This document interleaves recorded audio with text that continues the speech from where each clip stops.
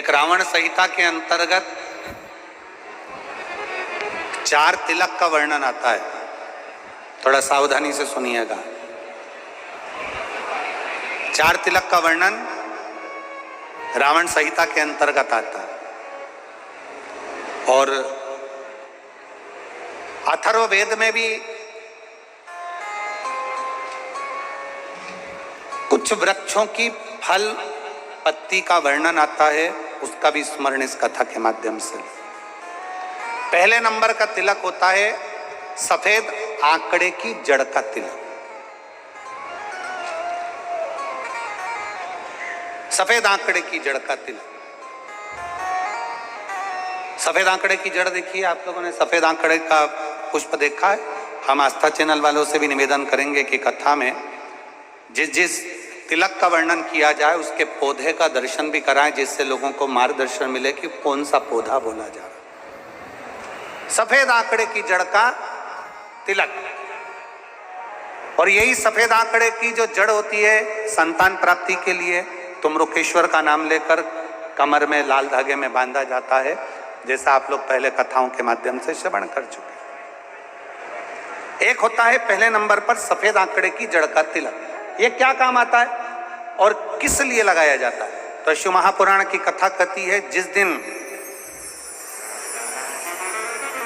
आपको लगे कि मुझे इस कार्य के लिए जाना है और ये मेरा कार्य सफल होना चाहिए, ये कार्य मेरा रुक रहा है, इस कार्य में बाधा आ रही है, ये कार्य मेरा अटक रहा है, उस दिन सफेद आंकड़े की जड़ को थोड़ा सा घिसकर और घिसने के बाद उसको अष्ट विनायक में से किसी भी एक विनायक श्री गणेश जी का नाम लेकर अपने मस्तक पर थोड़ा सा तिलक उस सफेद आंकड़े की जड़ का लगाकर चले जाइए।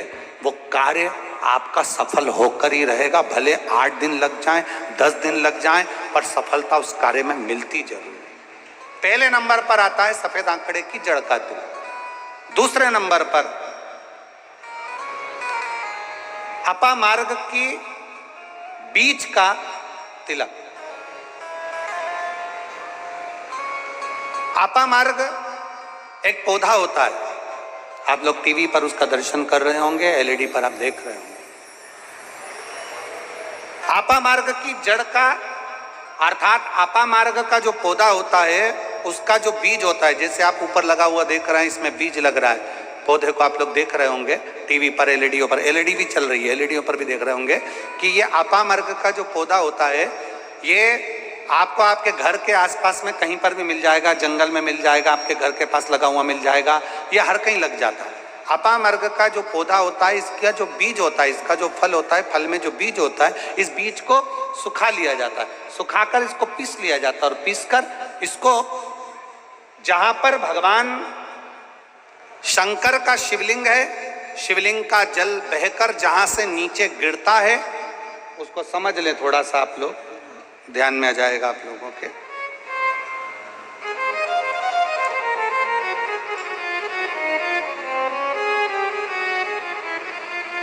इधर देखिए, शिवलिंग की ओर ध्यान देंगे। यहां जो व्यासपीठ के सम्मुख में शिवलिंग बना है, यह शिवलिंग, और शिवलिंग के सामने से जो जल बहकर जो जल नीचे की ओर आ रहा है, शिवलिंग के सामने से जल बहकर जो नीचे की ओर आता है, ये जो भाग होता है, इस भाग पर अपामार्ग का जो बीज होता है सूखा हुआ, जिसको आपने पीसा है, उसको यहाँ लगा दिया जाता है, उसी को वापिस लेकर आया जाता है और उस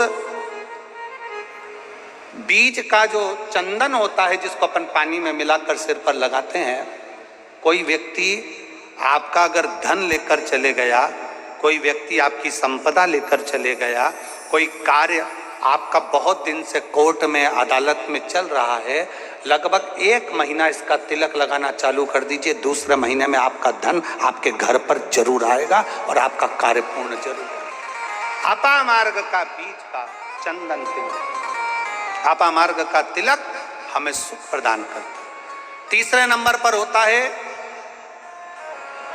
दुर्वा। क्या बोलते हैं इधर छत्तीसगढ़ में? दुर्वा बोलते हैं कि घास बोलते हैं? जो गणेश जी को चढ़ाते हैं दुर्वा।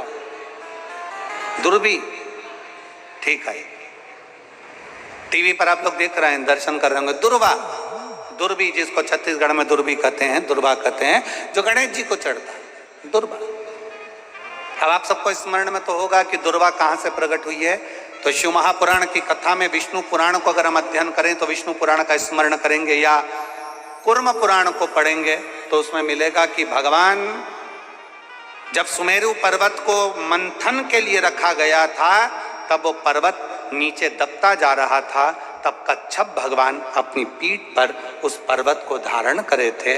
कच्छप भगवान जब पीठ पर धारण करे तो समझ लो भगवान नारायण की जंघा पर ही वो पर्वत रखा हुआ था, जिसको घर्षण किया जा रहा था, घर्षण किया।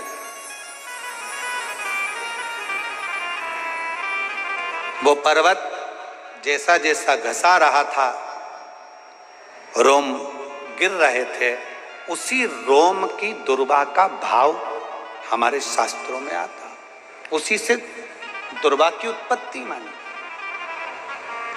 दुर्वा गणेश जी को प्रिय है। और दुर्वा का फल कितना है? दुर्वा का फल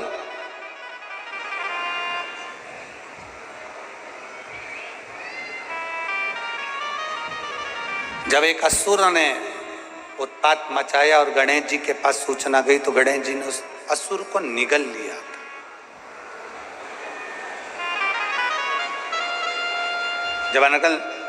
जब देखा अनायास उस असुर की ओर देखा तो भगवान गणेश जी ने उसको निगल कर अपने गर्भ में, अपने पेट में उसको धारण कर, अंदर ज्वाला उत्पन्न हुई। भगवान शंकर ने एक दुर्वा गणेश जी को दी, उन्होंने पाई, अंदर बैठा हुआ असुर समाप्त हो गया।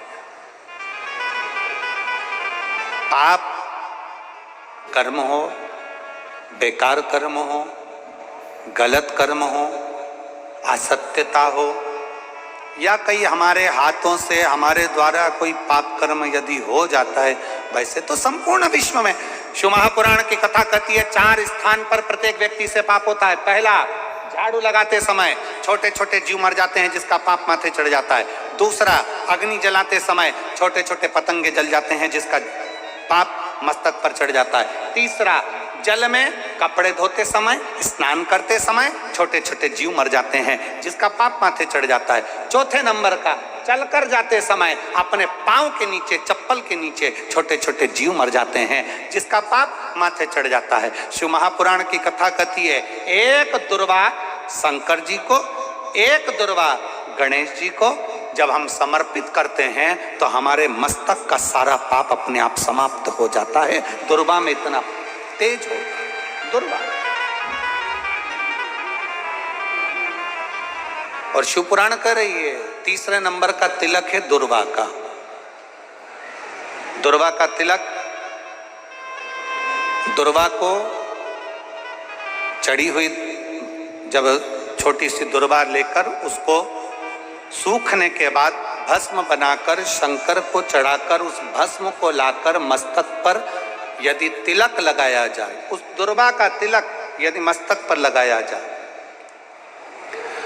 कोई व्यक्ति तुमसे कह दिया कि तेरे बस का ये नहीं है, कोई न कह दिया तू ये सरकारी नौकरी पा ही नहीं सकता, कोई न कह दिया कि तू ये काम कर ही नहीं सकता, तू मकान बना ही नहीं सकता, कोई न कह दिया तेरी दुकान चलेगी ही नहीं चाहे कितनी खोल ले, अगर आपका कोई आत्मबल नीचे गिराता है तो 20 दिन तक दुर्वा का तिलक यदि मस्तक पर लगाया जाए तो आत्मबल भी बढ़ता है और कार्य सिद्ध होता है। ये दुर्वा तिलक की महत्व। चौथे नंबर पर आता है बेलपत्र की जड़ का तिलक, जिसको हम पहले भी कथाओं में बोल चुके हैं कि बेलपत्र कि मिट्टी का भी अगर तिलक लगाया जाए, बेलपत्र के नीचे की मिट्टी का भी अगर तिलक लगाया जाए तो वो भी फल देता है। तो बेलपत्र की जड़ का तिलक तो बहुत मूल है। कभी मान लो कहीं बेलपत्र की जड़ ऐसे नहीं निकालना चाहिए, बेलपत्र हरा भरा रहे तो कभी उसकी जड़ नहीं निकालनी, कभी भी। मान लो कोई बेलपत्र का वृक्ष सूख गया कोई बेलपत्र का वृक्ष अगर सूख गया है, उसकी अगर जड़ मिल गई है, तो उसको घिस कर उसका चंदन बनाकर शिव का लेपन कर उस चंदन को अपने मस्तक पर भी धारण कर सकते।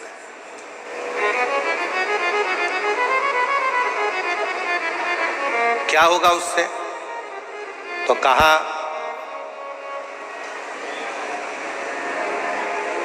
किसी व्यक्ति को कोई कार्य के हेतु आपने बोला है और वो व्यक्ति कार्य से इनकार कर रहा है, मना कर रहा है कि ये मेरे बस का नहीं है, मैं नहीं करूंगा, उठाओ तुम्हारी फाइल लेकर जाओ यहां से, ये मैं नहीं करूंगा। तुम्हें लग रहा है कि ये केस मुझे जीतना है और मैं सत्य हूं और मेरा केस मुझे जीतना है और असत्यता भारी पड़ रही है, झूठ भारी पड़ रहा है, उस समय पर बेलपत्री का चंदन का तिलक या बेलपत्री के वृक्ष की मिट्टी का तिलक व्यक्ति को सफलता जरूर देता है। उस तिलक को धारण जरूर करना चाहिए,